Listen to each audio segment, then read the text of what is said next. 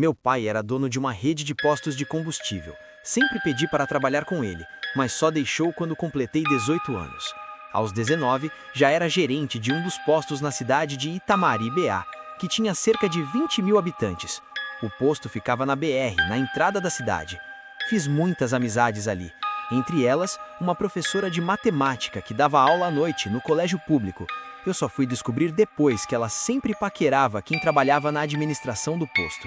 Durante meses, uma pessoa anônima ligava para o escritório toda semana, conversava comigo, mas nunca se identificava, até que descobri que era ela. Eu namorava há 4 anos, mas minha namorada morava em Jequié. Mesmo assim, a professora, solteira, marcou para eu ir à casa dela depois das aulas, por volta das 21 horas. Resolvi ir. Havia um detalhe: eu usava uma corrente com o nome da minha namorada, Carla, no pingente.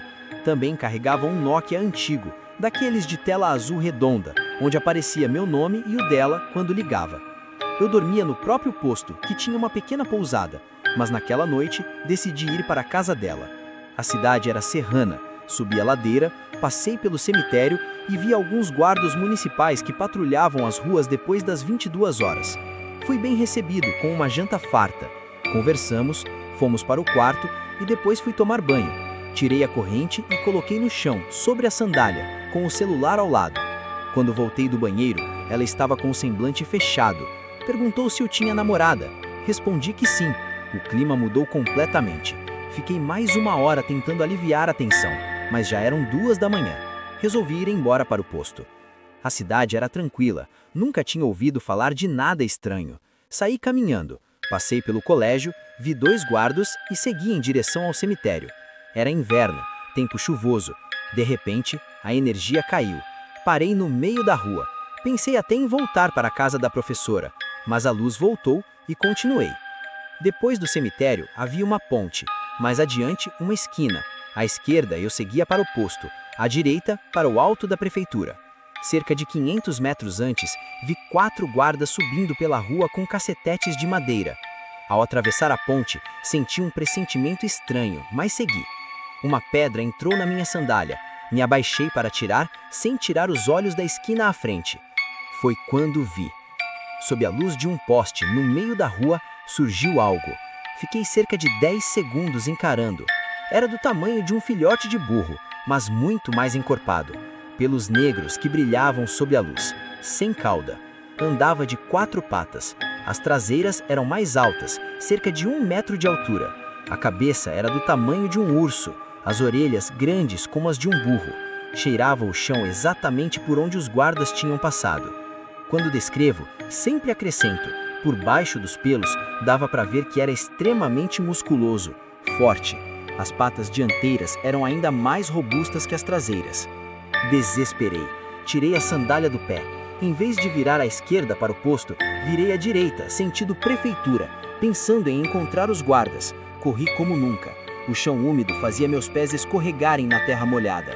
No largo da prefeitura, olhei para todos os lados. Ninguém. Foi quando ouvi um psiu baixo. Os guardas estavam escondidos na varanda de uma casa antiga. Um deles jogava bola comigo.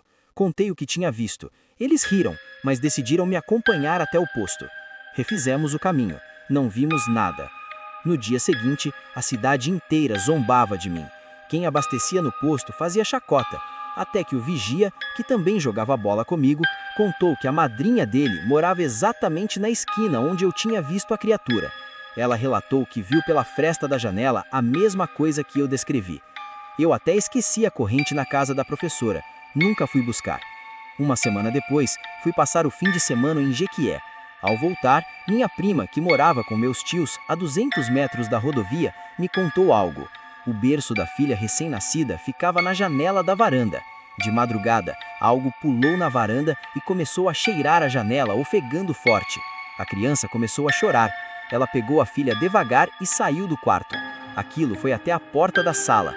A respiração era tão forte que dava para ouvir claramente. Ela correu para o quarto dos meus tios. Ouviu um baque pesado no chão da varanda. Depois, silêncio absoluto. Ela já sabia do que eu tinha visto. Na época, havia uma febre de pitbull na cidade. Alguns jovens disseram que iam virar à noite soltando os cães para pegar o lobisomem. Diziam que ele só aparecia de sexta para sábado. Eu parei de sair à noite depois das 20 horas, não ficava mais na cidade nos fins de semana. Certo dia, ao voltar de folga, na curva da pista perto do gás butano, a uns 100 metros da casa de minha tia, o dono do estabelecimento contou que viu a criatura na frente da casa tarde da noite. Ao pisar no passeio, fazia um som pesado, como se o chão estivesse fofo. As orelhas enormes batiam uma na outra quando sacudia a cabeça. Depois, seguiu para a mata na entrada da cidade. Foi aí que começaram a acreditar mais em mim. Desconfiavam de um senhor que morava isolado do outro lado da pista, mais próximo da mata.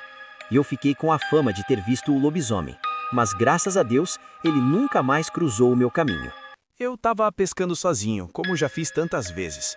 Sempre gostei disso. Nunca me incomodei em ficar isolado no meio do mato. Na verdade, eu gosto. Tenho uma pequena cabana perto do rio. Vou para lá, pesco e fico dias afastado de tudo. Mas naquele dia, havia algo errado na mata. A noite caiu como nas outras vezes. Amarrei o barco, voltei para a cabana e fiz o de sempre. Acendi uma fogueira, preparei algo quente para espantar o frio, comi qualquer coisa simples e me deitei. Foi então que começou. Primeiro, um rosnado baixo, quase abafado. Depois, passos pesados ao redor da cabana. Algo estava rodeando o lugar. Sabe quando você sente que não deveria estar ali? Que aquele espaço já não te pertence? Um arrepio subiu pela minha espinha. Meu coração disparou. Aproximei-me devagar e olhei pela fresta da madeira. Vi o que parecia ser um animal, mas era grande demais para qualquer coisa que eu conhecesse. Tinha costas largas, musculatura evidente sobre a pele, pelos ralos espalhados pelo corpo, e os olhos, vermelhos, como brasas acesas na escuridão. Havia também um cheiro, forte, azedo, um odor que parecia impregnar o ar ao redor. A criatura continuava circulando a cabana, farejando, rosnando, às vezes uivando de forma prolongada, como se soubesse que eu estava ali dentro, como se quisesse que eu soubesse que ela estava ali fora. Em certo momento, ouvi o impacto. Ela se lançou contra a parede. A madeira tremeu inteira, a estrutura rangeu. Meu corpo congelou. Eu sabia que se quisesse mesmo entrar, aquela porta frágil não seria obstáculo. Mas não parecia querer entrar. Parecia querer me apavorar. Ela ficou ali a noite inteira. Eu não dormi. Quando o primeiro sinal de luz surgiu no horizonte e os sons da mata começaram a voltar ao normal, eu não pensei duas vezes. Peguei minhas coisas às pressas, deixei o resto para trás, entrei no barco e fui embora. Nunca mais voltei naquela cabana.